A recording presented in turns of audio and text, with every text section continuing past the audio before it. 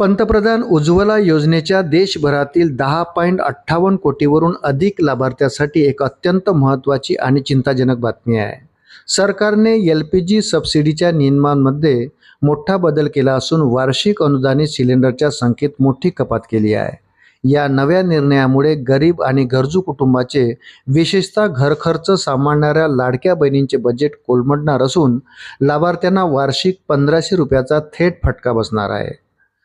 अनुदानित सिलेंडर 9 वरून थेट 4 वर।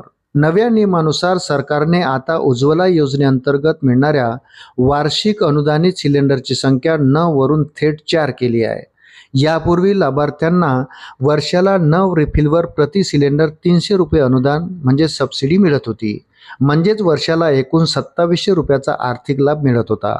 आता नव्या नियमानुसार लाभार्थ्यांना केवळ पहिल्या 4 रिफिलसाठीच प्रति सिलेंडर 300 रुपये अनुदान दिले जाईल।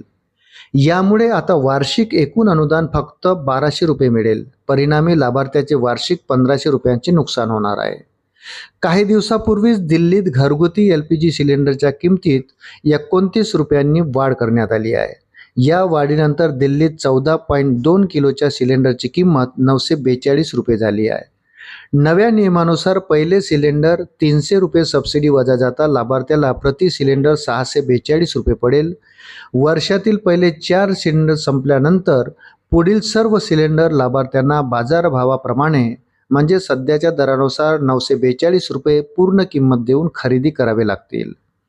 2016 मध्ये जेव्हा पंतप्रधान उज्ज्वला योजना सुरू झाली तेव्हा लाभार्थ्यांना वर्षाला तब्बल 12 सिलेंडरवर अनुदान दिले जात होते। मात्र गेल्या काही वर्षात सरकारने या संख्येत टप्प्याटप्प्याने कपात केली। आधी ही संख्या 12 वरून 9 करण्यात आली आणि आता थेट 4 वर आणली गेल्याने सर्वसामान्याच्या स्वयंपाकघरावरील आर्थिक बोजा कमालीचा वाढणार आहे। अशाच नवनवीन अपडेटसाठी व्हिडिओला लाईक आणि चॅनलला सबस्क्राईब जरूर करा। धन्यवाद।